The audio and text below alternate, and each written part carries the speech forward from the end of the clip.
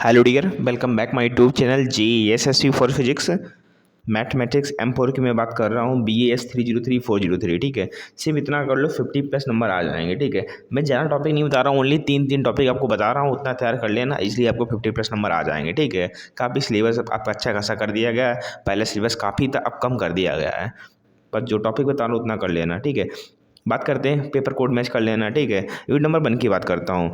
तो पहला यूनिट क्या है, PDE है, पार्शियल डिफरेंशियल इक्वेशंस है।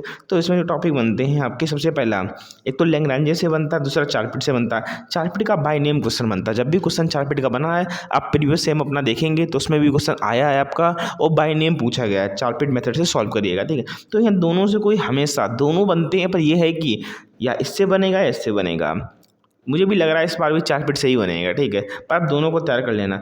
एक 2 नंबर में आता है, 7 नंबर में भी आता है। ठीक है, यहाँ से 2 नंबर का भी क्वेश्चन कवर हो जाएगा, 7 नंबर का भी कवर हो जाएगा। ठीक है, नेक्स्ट क्वेश्चन जो आपको एग्जाम में 100% देखने को मिलेगा, ये भी 100% आता है, ये भी 100% है। आपको CF PI कैलकुलेट करने को बोलेगा, आखिरी में आप जनरल सोल्यूशन निकालोगे CF+PI करके। ठीक है, आपको कोई भी पार्शियल डिफरेंशियल इक्वेशन दे देगा, PD करके कोई भी इक्वेशन दे सकता है, आपको CF PI निकालना पड़ेगा और जेड करके उसका जनरल सोल्यूशन लिख देना। ये भी क्वेश्चन आपके एग्जाम में बनता है।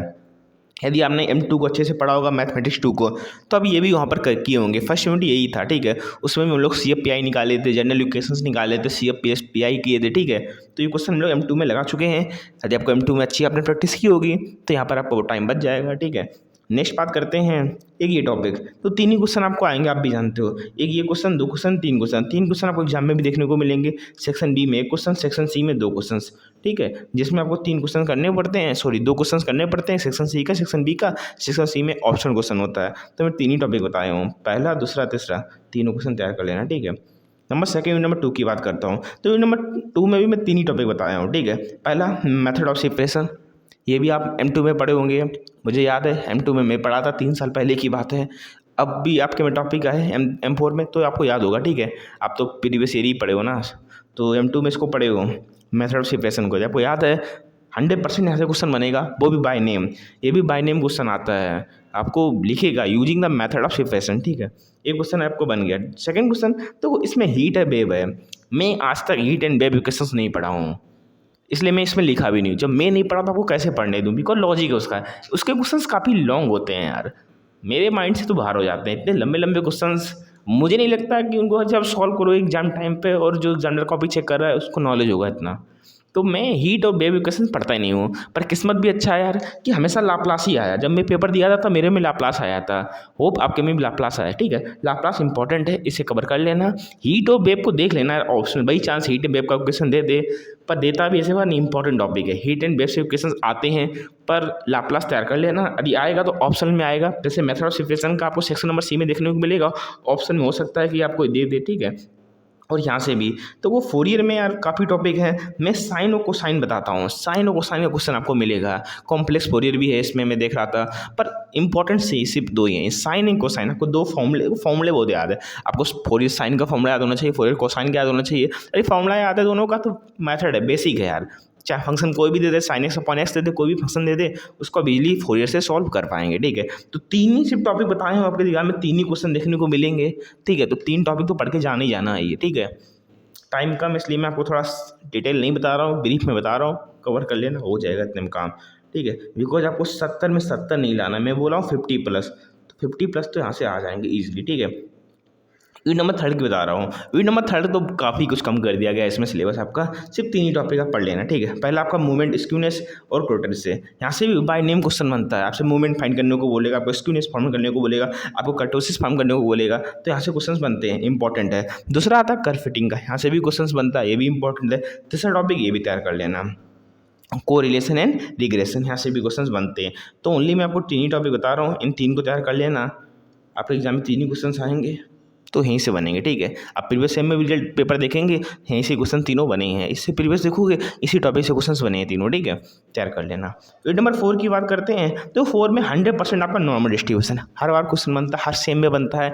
जब भी M4 का पेपर होता है, ये क्वेश्चन नॉर्मल डिस्ट्रीब्यूशन से बनते ही बनता है। ठीक है, इसको तैयार कर लेना। बाइनोमियल एंड पॉइसन से एक क्वेश्चन बनता है इन दोनों से। अब किससे बन जाए, चाहे बाइनोमियल से बन जाए, चाहे आपका पॉइसन से बन जाए, दोनों को तैयार कर लेना आप लोग। तीसरा आता है एक्सपेक्टेशंस एंड वेरिएंस है, यहाँ से भी क्वेश्चंस बनता है, इसको तैयार कर लेना, ठीक है। तो 3 टॉपिक तीनों तैयार कर लेना आप लोग। इसके मैं बात करता हूँ यूनिट नंबर 5 की। यूनिट नंबर 5 में जो आता है वो आता है स्टैटिकली टेक्निक, थर्ड नाम है इसका, T test, Z test and chi test. 3 test आपके आते हैं। तो 3 में जेड टेस्ट है, ये न्यू आया है, सिलेबस में न्यू ऐड हुआ है। जो जब भी कोई न्यू चीज़ सिलेबस में ऐड होती है तो उसके आने के चांस प्रोबेबिलिटी 90% हो जाती है। तो आप लोग इसको पढ़ लेना जेड टेस्ट को। पहली बात, ये न्यू ऐड हुआ है, तो यदि कोई अच्छा एग्जामिनर लगा एग्जाम पेपर बनाने तो ऑब्वियसली बात है वो जो न्यू चीज़ जो ऐड होगी उसको पेपर में देगा, अदरवाइज का ऐड होने का कोई मतलब नहीं है। तो जेड टेस्ट इंपॉर्टेंट है और चाई टेस्ट इंपॉर्टेंट है। इन दोनों से 2 क्वेश्चन आएंगे 14 नंबर में, 14 मार्क्स का आपके यहाँ से आएगा, ठीक है। एक जेड टेस्ट से क्वेश्चन आएगा, एक चाई टेस्ट से आएगा। टी टेस्ट भी पढ़ लेना यार, इंपॉर्टेंट टी टेस्ट भी है, पर ये है कि जेड टेस्ट न्यू है इसलिए मैं बता रहा हूँ। पर तीनों लेना, टाइम कम हो तो इन दोनों को पढ़ के चला जाना, तब भी काम हो जाएगा। इसके बाद एक क्वेश्चन आपका बनता है कंट्रोल चार्ट से। कंट्रोल चार्ट से देखो पी और सी चार्ट ये इंपॉर्टेंट है, पी चार्ट भी इंपॉर्टेंट है, सी चार्ट भी इंपॉर्टेंट है। यहाँ से क्वेश्चन ज़्यादातर बनते हैं, एनपी से भी बनते हैं, पर इन दोनों से ज़्यादा बनते हैं, ठीक है। कंट्रोल चार्ट ऐसे भी क्वेश्चन आपका 100% एग्जाम में देखने को मिलेगा। एक क्वेश्चन यहाँ से मिलेगा, 2 क्वेश्चन आपको यहाँ से मिलेंगे, 3 क्वेश्चन आपके हो गए। तो कुछ ये बहुत ज़्यादा ही इंपॉर्टेंट टॉपिक थे, इसलिए मैं 3 ही दिन बताया हूँ, 3 ही क्वेश्चन आएंगे आपके। ये बहुत ज़्यादा इंपॉर्टेंट टॉपिक थे। यदि इन सभी इंपॉर्टेंट टॉपिक से क्वेश्चन आ गया तो आपका पेपर 70 में 70 का आएगा पूरा, बिकॉज 2 नंबर के क्वेश्चन भी इसी से बनेंगे। हो सकता है कुछ टॉपिक ना आए, इसलिए मैं लिखा हूँ 50+, ठीक है। और ये मैं बता दूँ यार, मैथ में आपके 50+ नंबर आ रहे हैं ना, बहुत अच्छे नंबर है, रियलिटी बता दूँ यार। तो इन जितने टॉपिक बताया हूँ, ज़्यादा टॉपिक तो बताया नहीं हूँ, सिर्फ 3 टॉपिक बताया हूँ, इनकी स्टडी कर लेना आप लोग, इजीली आपके अच्छे नंबर आ जाएंगे। फिर से कह रहा हूँ, M4 में आंसर और स्टेप मार्किंग दोनों का बहुत अच्छा खेला होता है। सबसे पहले आंसर हो सके तो ये आपके एग्जाम रूम में ऐसा हो सकता है कि आप लोग डिस्कस कर सकते हैं, तो आप लोग आंसर जरूर मैच कर लेना यार। यदि आपका सोल्यूशन पूरा गलत है, आंसर सही है, नंबर आपको पूरे मिलेंगे 7 में 7, ठीक है। आंसर का बहुत अच्छा है। एग्जामिनर क्या करता है, वो जो पेपर होता है ना एग्जामिनर के पास, वो ऑलरेडी उसके जो पेपर उसके पास होता है उसमें आंसर लिखे होते हैं, हर क्वेश्चन के आंसर उसके पेपर में लिखे होते हैं। जब भी वो कॉपी चेक करता है सबसे पहले वो आंसर ही देखता है, इस क्वेश्चन का आंसर इतना आया है, यदि इसका इतना आंसर आ गया तुरंत 7 नंबर देगा। यदि आंसर उस क्वेश्चन का मैच नहीं किया आपकी कॉपी से, तब आपका सोल्यूशन देखता है, देखेगा अच्छा ये प्रोसेस सही है, ये प्रोसेस सही है, तो 7 में 3 नंबर देखेगा, ये भी स्टेप सही है, ये भी स्टेप सही है, तो 7 में 5 नंबर। यदि आपने कुछ फॉर्मूले दी यूज हुए तो वो भी फॉर्मूले लिख दिए तो 7 में 5 तो देगा ही देगा, यदि आंसर गलत है तो, ठीक है। स्टेप मार्किंग 5 दे देगा, बहुत बड़ी बात है, 5 दे दे, वरना 4 ही देते हैं, ठीक है। और कोई एग्जामिनर होते हैं जो स्टेप मार्किंग करते ही नहीं है, सीधे आंसर देखेंगे गलत तो 2 या 1 नंबर दे देंगे, आगे बढ़ जाते हैं, ठीक है। तो स्टेप मार्किंग और आंसर बहुत इंपॉर्टेंट है, बिकॉज यदि आंसर सही है तो स्टेप मार्किंग का इतना कोई फ़र्क नहीं पड़ता है। चाहे आप उस क्वेश्चन को 3 पेज में 3 पेज सॉल्व करें, चाहे उसको 3 लाइन में सॉल्व करें, उसका कोई इतना इफेक्ट नहीं पड़ता है, ठीक है। तो आंसर काफ़ी इंपॉर्टेंट है। यदि आपके एग्जाम में ऐसा बनता है तो आप लोग आपस में आंसर को डिस्कस कर लेना, आंसर अपने मैच कर लेना, आपके लिए अच्छा होगा, ठीक है। और भी कोई डाउट हो यार कर देना, इंस्टाग्राम पे मैसेज मैं सीन कर दूंगा, ठीक है। ओके, जय हिंद, जय भारत।